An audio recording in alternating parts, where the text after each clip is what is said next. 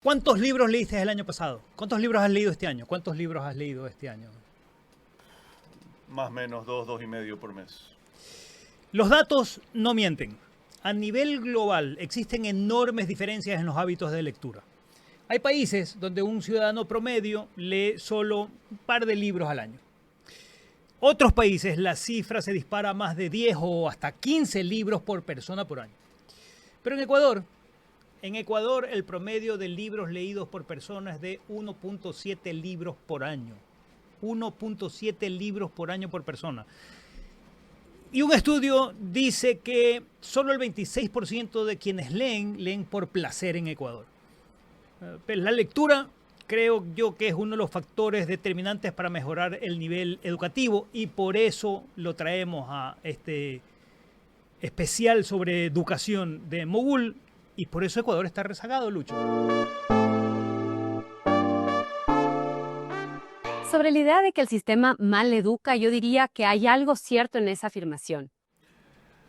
Y ahí te cuento algo. Un niño que lee bien en tercer grado tiene su probabilidad de terminar la secundaria y de llegar a la universidad es mucho más alta del niño que no lo logra hacer.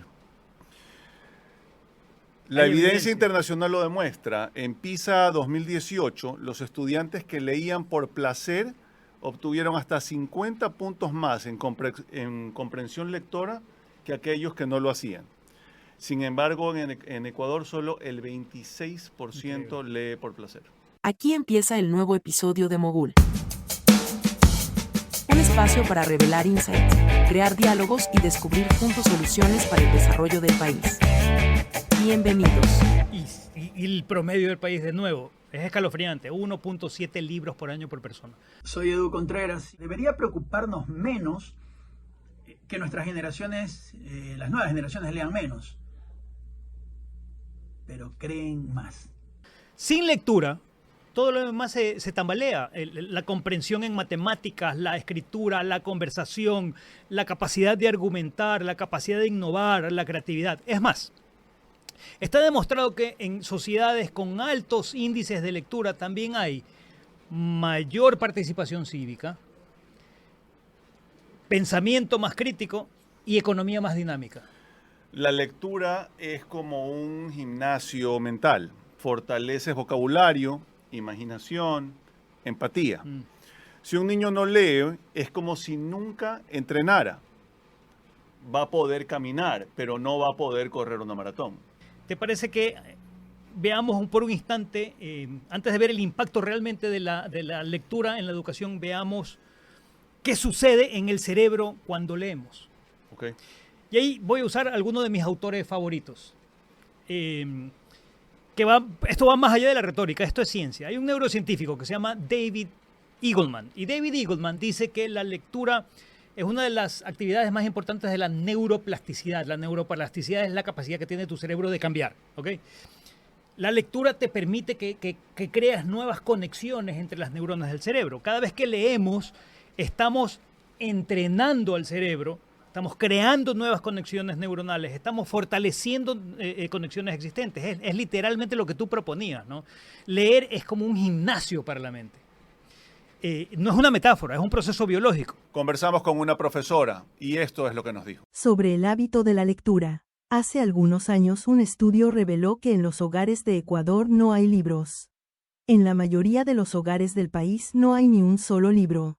En las bibliotecas de las escuelas públicas no se prestan los libros porque se pueden perder. Y luego, otro autor que me gusta, Andy Clark, un filósofo. Andy Clark, él escribió The Experience Machine. Tu cerebro es como una máquina que predice experiencias, dice él.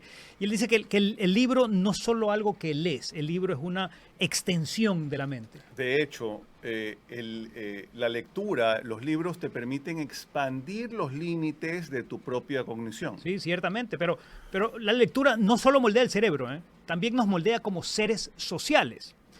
No sé si han escuchado de Charles Duhigg, el libro que está por acá. Él tiene un libro que se llama Supercomunicadores. Y él dice que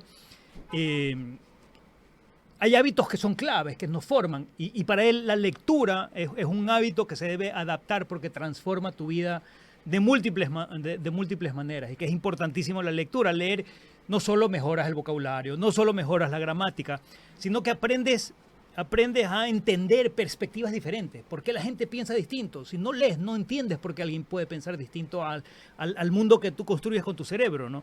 Cuando lees, aprendes a conectar a través de historias y, por lo tanto, a comunicarte de una manera más asertiva, más empática, mucho más profunda. La lectura es como el entrenamiento para la conversación y para la conexión humana.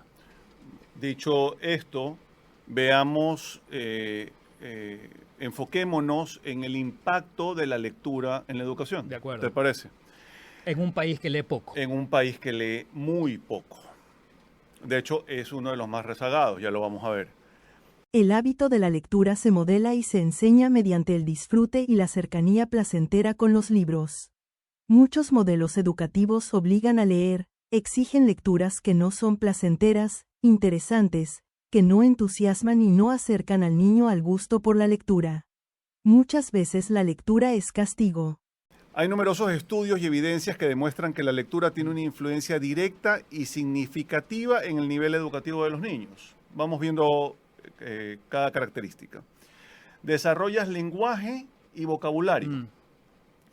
Existe una relación directa cuando los niños leen con frecuencia o cuando son muy pequeños, cuando les leen con frecuencia, donde desarrollan un vocabulario mucho más amplio, comprenden mejor los textos y se expresan con mayor claridad. 2. Mejora el pensamiento crítico y las habilidades cognitivas. La lectura estimula la comprensión, la memoria de trabajo, la capacidad de análisis y la resolución de problemas. Claro, leer es como entrar en un viaje, ¿no? Es como ir en un viaje. De hecho, una clase convertida en una historia, como si hubieses leído un libro, se vuelve más divertida, se vuelve más amena. Pues estamos programados como seres humanos a entender el mundo a través de historias. Leer un libro no solo es absorber la información que viene del libro, es una forma de aprender a construir y a entender la narrativa de la experiencia humana, porque pues, entendemos cómo se forma un personaje, cómo se forma el protagonista, el antagonista, cómo se desarrolla la trama que hay entre ellas, cómo se resuelven las matemáticas. Te lo voy a poner con un ejemplo clarísimo. Yo odiaba las matemáticas. Odiaba los números. Yo las adoro. Odiaba los números. Un día, un buen amigo, Iván Sierra, me prestó El Diablo de los Números. ¿Has leído El Diablo de los Números? No. El Diablo de los Números, lo leí de adulto, El Diablo de los Números es de un escritor alemán y está diseñado para hacer de las matemáticas algo divertido. Y El Diablo de los Números es la historia de Robert, un chico joven que como yo odiaba las matemáticas y se acuesta a dormir y se le aparece en sus sueños el Diablo de los Números. Y durante 12 noches consecutivas, el Diablo de los Números le va explicando cómo funcionan esto de los números y las fórmulas y los teoremas. Y lo hace de una manera súper divertida. Él que se sentía frustrado, enojado, Robert, ¿no? El protagonista, se sentía mal porque no le gustaban los números, pues descubre a través de este protagonista curioso, de este diablillo que siempre anda malhumorado, que tiene un tridente, pero que le encantan los números, un sabio con los números, es apasionado de las matemáticas, le va explicando que las matemáticas no son fórmulas, números y reglas, sino que es un juego. Las matemáticas son como un juego de ingenio, que es una forma de pensar creativa y que es un lenguaje universal. Ahí entendí cuando me empezaban a hablar de Fibonacci en las piezas de Da Vinci. Y si a ustedes no les gustan las matemáticas, les recomiendo. El libro es maravilloso. Se llama El Diablo de las Matemáticas. Otro libro que recomiendo es El hombre que calculaba. Ese no lo he leído. Y si quieren si acercarse... no te gustan las matemáticas... Ese es también el... Y si te gustan, también. Y el libro para acercarse a la filosofía es el de Sofía. El libro de Sofía. Maravilloso texto para acercarte a la filosofía. En fin, pero hay más impactos en la lectura. Sigamos viendo los impactos. Recapitulo. El primero, desarrollo del lenguaje y vocabulario. 2, mejora el pensamiento crítico y las habilidades cognitivas. Ya lo habíamos visto. Vamos al tercero. Mejores resultados académicos. Varios informes confirman que los estudiantes con hábitos de lectura regulares obtienen mejores puntajes en comprensión lectora, escritura y matemáticas. Por ejemplo, según PISA 2018, que es el referente, Sí. los estudiantes que leían por placer obtenían hasta 50 puntos más en comprensión lectora que aquellos que no lo hacían. Wow. Cuarto impacto, predicción del éxito escolar. Muy curioso esto. Puedes predecir el mientras impacto. más lees, mejor te van en el colegio. Sí, la capacidad lectora en los primeros años de escolaridad es un fuerte predictor del desempeño futuro. Un niño que lee bien en tercero de primaria, lo habíamos visto, tiene más probabilidades de terminar la secundaria y de ingresar a la universidad. En contraste, la dificultad en la lectura temprana está asociada con mayor riesgo de abandono escolar. Otros estudios proponen que la lectura temprana desde el hogar reduce la brecha educativa entre niños de diversos niveles socioeconómicos. Ahí hay un par de programas interesantísimos. Hay uno de Reino Unido que se llama Bookstart y hay otro en Perú que se llama Leer es estar adelante, que han demostrado impactos positivos en comunidades vulnerables al fomentar la lectura desde la infancia. La lectura, sin duda, es uno de los factores más poderosos y económicos para mejorar la calidad de la educación. Y ahí te tengo una historia. Dale. Y es la historia de Isaac Asimov. Ustedes conocen a Isaac Asimov. ¿Ubicas a Isaac Asimov, el escritor estadounidense de origen ruso, prolífico en obras de ciencia ficción? Bueno, cuando era chiquito Isaac Asimov, su padre, que era muy pobre y que no podía mandarlo al cole, le regala una tarjeta de biblioteca. Y entonces Asimov empieza, y por cierto, el padre además era analfabeto. Okay. O sea, no tenía dinero, no tenía empleo, era analfabeto, pero logra reunir lo suficiente para darle una tarjeta de biblioteca a su hijo Isaac Asimov. En ese entonces Isaac Asimov no era quien conocemos hoy.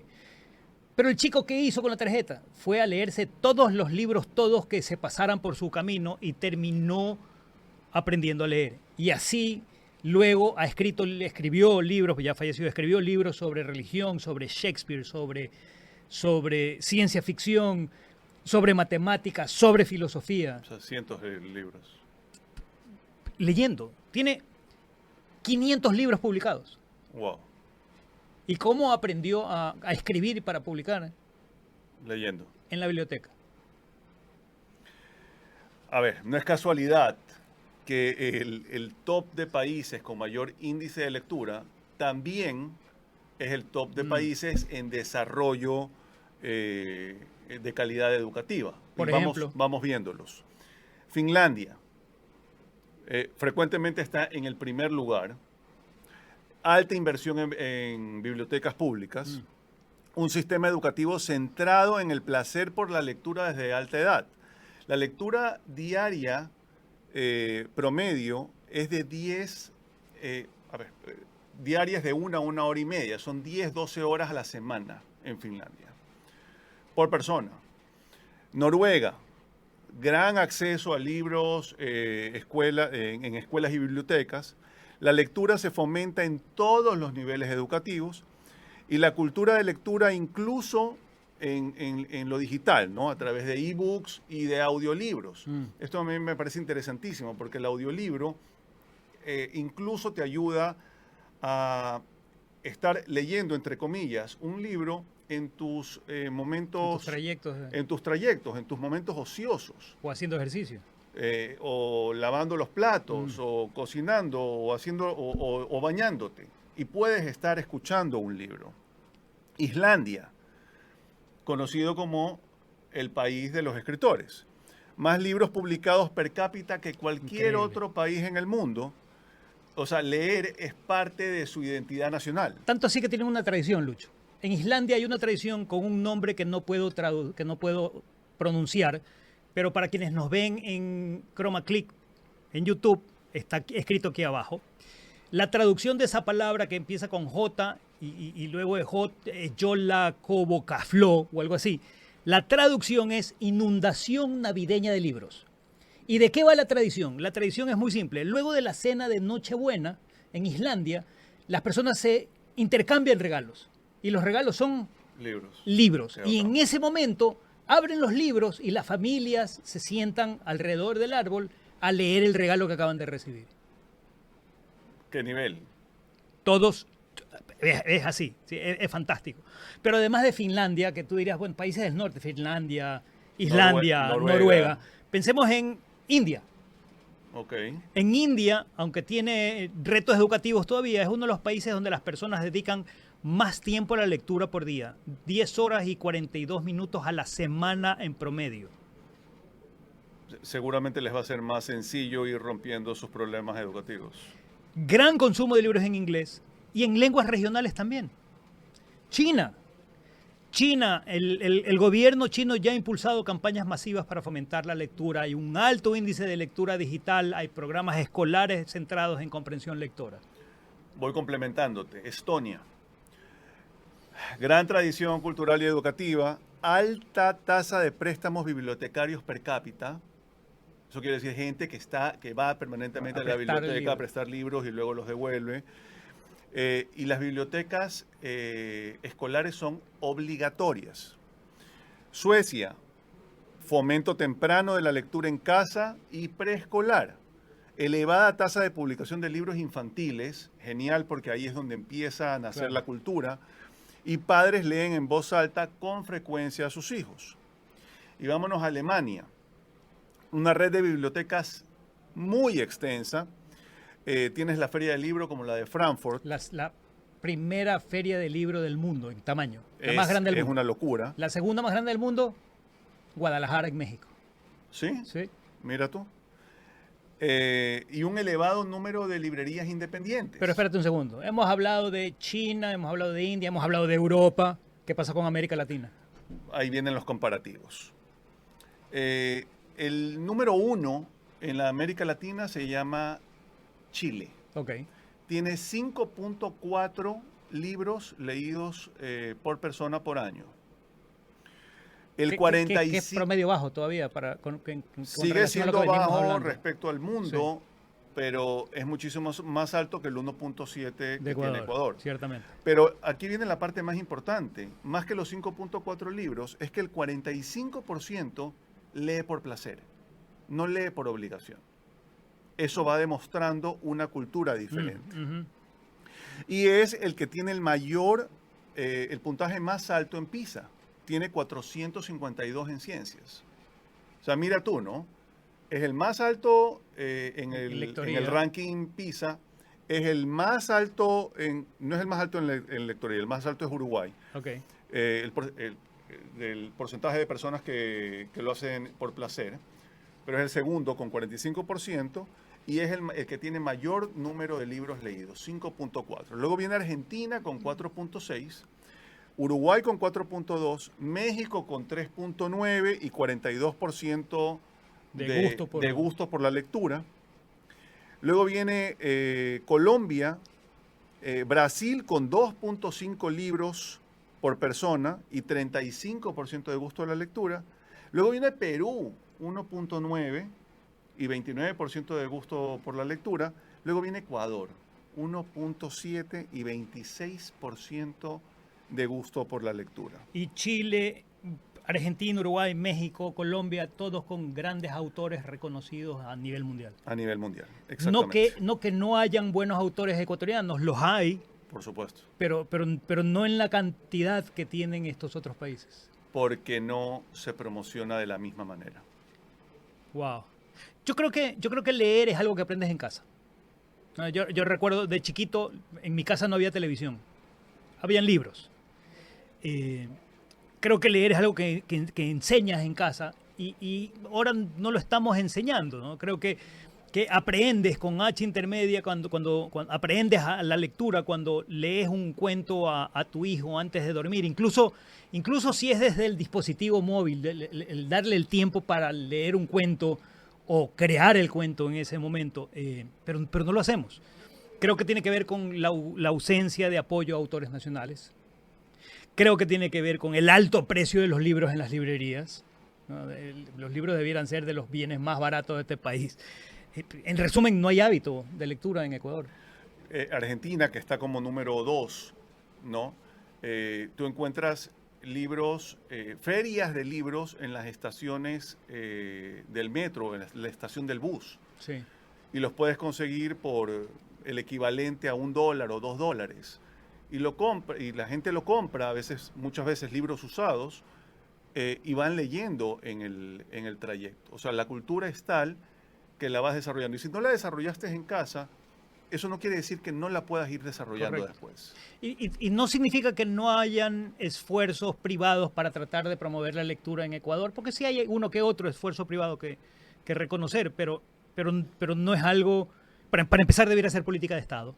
Y para continuar, no es un hábito que esté arraigado, para nada. Culturalmente no leemos. Yo me acuerdo, última anécdota para hablar de este tema, me acuerdo haber tenido una entrevista de trabajo con un aspirante a una posición en la compañía de marketing ambiental que tenía, y empezamos a hablar de la carrera que estaba haciendo, y me decía, bueno, sí, publicidad. Y yo le dije, ¿qué libro has leído?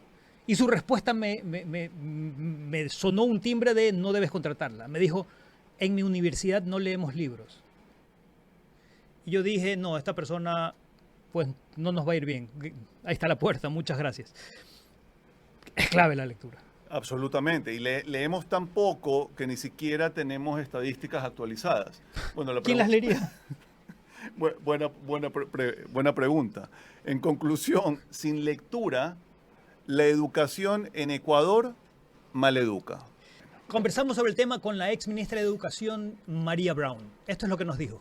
Sobre la idea de que el sistema mal educa, yo diría que hay algo cierto en esa afirmación. Hoy, la educación ecuatoriana logra tasas altas de matrícula y retención e incluso ha absorbido a miles de estudiantes que emigraron de la educación privada a la pública en los últimos años. Pero el problema, y ahí donde tal vez podemos vincular con esta idea de que mal educa, es que educa insuficientemente o no necesariamente en los temas que nuestros jóvenes necesitan para su empleabilidad y para su futuro. Seguimos con un enfoque muy tradicional, centrado en contenidos muy memorístico y poco conectado con la vida real. Necesitamos transformar el currículo hacia competencias claves en comunicación, en razonamiento matemático, en pensamiento crítico, en habilidades socioemocionales y digitales. Además, es urgente fortalecer los bachilleratos técnicos y esas figuras profesionales científico-humanísticas que ya se crearon en la normativa, pero que todavía no están plenamente implementadas y no existe tanta diversidad, para que esa oferta de bachillerato se corresponda mejor con la oferta del mercado laboral y su demanda y nos permita mayor empleabilidad. Necesitamos programas sólidos de orientación vocacional y profesional que nos ayuden a formar a estudiantes en elegir qué quieren hacer, tener mejores trayectorias y reducir la deserción en las universidades e institutos. Un desafío es enseñar contenidos de manera desarticulada. En este momento no están articulados la escuela con lo que requiere el entorno para este desarrollo del siglo XXI. La educación no solo está en las aulas y en las universidades. Se puede aprender en todos lados, cada día, de cada persona, de cada libro. Eso sostiene Richard Branson, el CEO de Virgin. Se aprende leyendo, ¿sí? ¿no? Y diste un ejemplo clarísimo. Según la teoría de desarrollo cognitivo de Jean Piaget, espero haberlo pronunciado correctamente. Piaget, ok. La lectura es de suma importancia en la educación porque actúa como un motor fundamental para el crecimiento intelectual de un niño. No es simplemente un medio para adquirir información, sino un proceso activo que desafía y moldea la mente. Sí, y aún no entramos en las hipótesis que sustentan la idea de que la educación en Ecuador maleduca. Todavía no hemos entrado en ello, creo que lo dejamos para el próximo episodio, pero ustedes pueden intuir que la falta de lectura es una de las hipótesis. A ver, ya que hablaste de los siguientes episodios, vamos a hablar de memorización, de modelo fordiano, del FODA que desarrollamos bajo el método Mogul. Y vamos a esbozar sugerencias para abrir el debate, ¿no? Porque lo que nos interesa es eso, que se abra el debate y empecemos a escuchar diferentes ideas y diferentes posiciones al respecto. Y debiéramos hablar de habilidades blandas y de comunicación y de creatividad y conversar con escritores, ya que estamos en el tema, ¿no? Es muy amplio, muy amplio. Por lo pronto, conversemos. Es decir, escríbanos o mándennos un vídeo por WhatsApp. También podría funcionar. Queremos escucharlos. Síganos en las redes sociales. Estamos en LinkedIn, Instagram, X como @moguldesarrollo. Todavía no bailamos en TikTok. No. Nuno se fue a practicar, por eso no nos acompaña. Suscríbanse al blog, ahí están los informes anteriores de turismo, de polarización política, y ahí va a estar publicado próximamente este informe sobre educación que maleduca. El sitio es www.moguldesarrollo.com. Y hasta aquí este episodio. Y si nos quieren ver a través del canal de YouTube de Chroma Click, y si nos quieren escuchar mientras van en el carro o están haciendo alguna otra cosa, en su plataforma de podcast favorito, y nos encuentran como Mogul Desarrollo. Llegamos al final de este episodio de Mogul.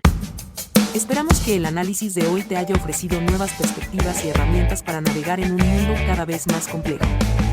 Recuerda que, ante la avalancha de información, la clave está en buscar insights, crear diálogos y revelar soluciones. Gracias por habernos acompañado. Si te gustó, comparte. Hasta el próximo episodio. Entre tanto, hasta el próximo lunes hay tiempo suficiente para leerse un libro. Gracias. O al menos el prólogo.